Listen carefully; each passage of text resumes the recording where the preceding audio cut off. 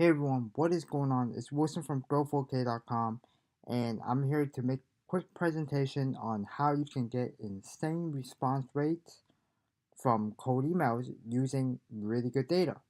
So again, it's Wilson from growth4k, and we provide highly qualified targeted sales leads based on any type of criteria or targeting that you need. So feel free to reach out to us if you're looking to optimize your sales funnel and accelerate your prospecting process.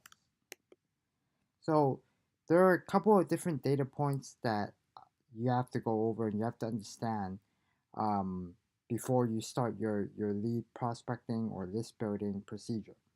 The first one is firmographic. I'll go into detail on every single one of these data points in the next few slides, but firmographics, demographic, technographic, social data, personalized data. And to really get really good cold email results, you need to utilize every one of these data points as much as possible. You want to have personalization. You want to know the technology that the prospect is using. Does it match your product? Does it work with any integrations? And all these little things add up to make your cold email stand out. Nowadays, people send too much generic cold emails with templates, and they just don't work.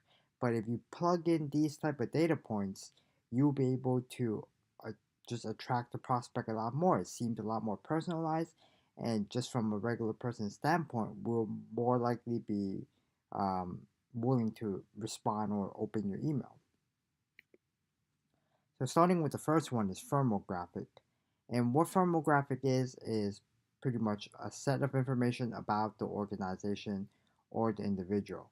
So this is, their name, their role, their industry, their phone numbers, their email, their contact information, their industry, number of employees, their role, their title.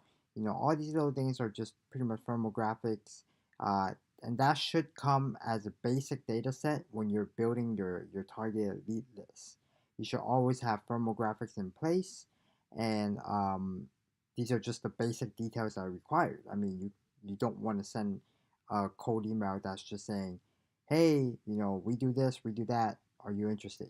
At least plug in some sort of data points from firmographics, such as their name, like, hey, Sarah, I'm reaching out to you from this company, and this is what we do. And of course, I noticed that you're handling VP of marketing for this SaaS company, etc., etc. So having this is just the basic data points. The next one is demographic, pretty standard.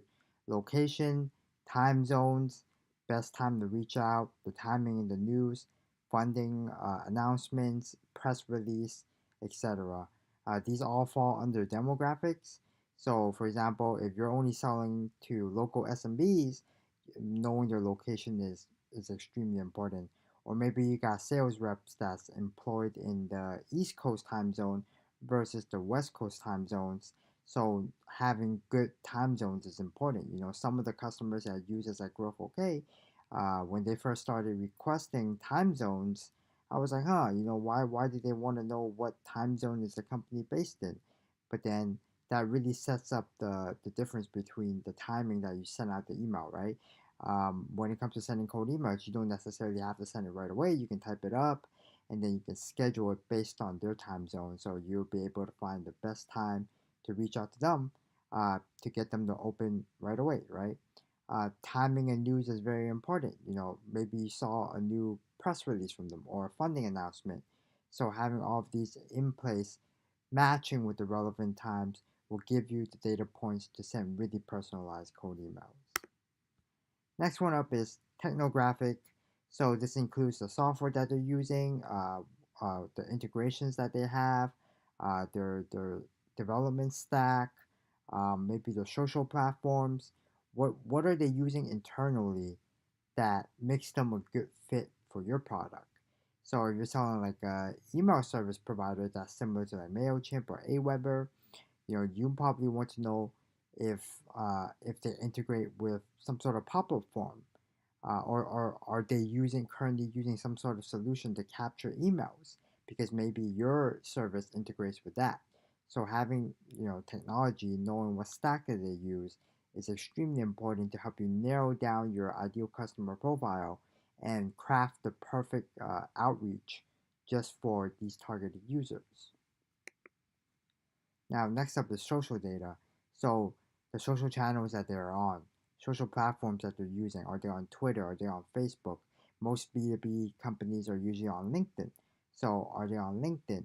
What are some of the mentions that they have over social media? These are all very important, especially the social channels that they're hanging out at. What blogs are they on? What books are they reading? What type of community are they part of? Maybe there's a specific group or a specific Facebook group or a specific Slack channel that's open to the public that they are part of. And this is where you can kind of do your targeting and mix in a bunch of multi touch points to accelerate your cold email process. So that is social data. Now, personalized data. This is probably the most important thing when it comes to cold emails and getting good response rates. Insert something personalized in the first paragraph of your cold email. Don't make it sound so generic. This could be something like a recent interview that they did on a podcast, a recent funding announcement, press release, company news, a new feature was released by the product and they mentioned it on the company blog, individual findings like, hey man, maybe they went to this school, they worked in the past at a company that some of your coworkers have worked at, mutual connections, or maybe they have some sort of achievement like they hit 500% of their quota last quarter, anything. And you can find a lot of this data on LinkedIn, on their Twitter, on their personal blog, or even social media like Instagram. And just putting this into your cold email, just the introduction paragraph, would definitely guarantee you to soar the response rate. Next up, buying signal data. So let's say you're an HR platform and you're selling solutions to uh, general people that's working in HR. This could be buying signal, could be like a new job opening. They're hiring for a lot of developers. A new funding round. That means they have enough money to spend to hire more people. New hires. All these little things could be buying signal data that you need to incorporate and after you gather all this data, you'll be able to craft a much better pitch on your cold emails that will get you a lot higher response rate.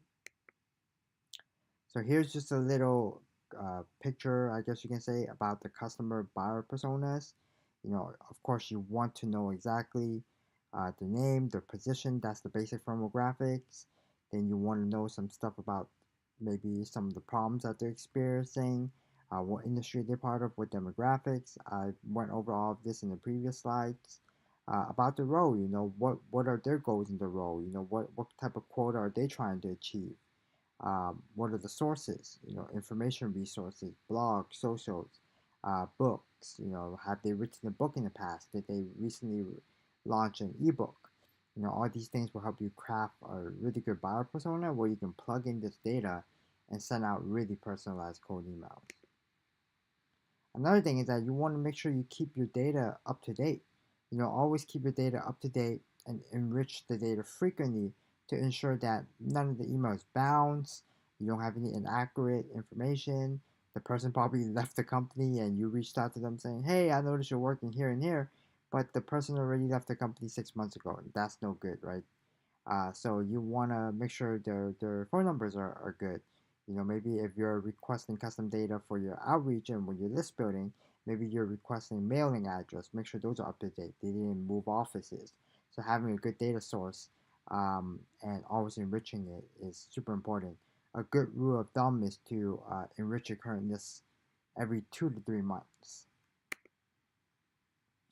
Another great way to identify really good leads using data is by looking at the integrations that their software provides. So if you're selling a solution to a certain company, you want to know if they integrate with something that you can work with, right? Or you can use this as a lead channel for you to fill up your pipeline. Find users that are using a specific um, platform or product that will convert to use your product or use your service. You know, uh, I know this is a lot of grunt work, and again, that's what Growth OK is here for. If you ever need any of these help finding specific type of technology stack or integrations that certain companies are using, just reach out to us and we'll be happy to help you build that list. Customer research is just the bread and butter. If you follow all the data points that I mentioned earlier and you have a good spreadsheet of correct information, direct dials, integrations, technographics, demographics, you have all those tied up, then your customer research is already complete. But then you can leverage channels like LinkedIn, social media, angel lists, Crunchbase. Make it more personalized. Keep it short, simple, but make it relevant.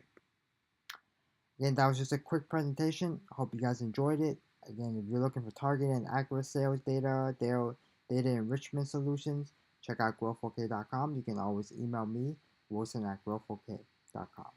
Thanks for watching.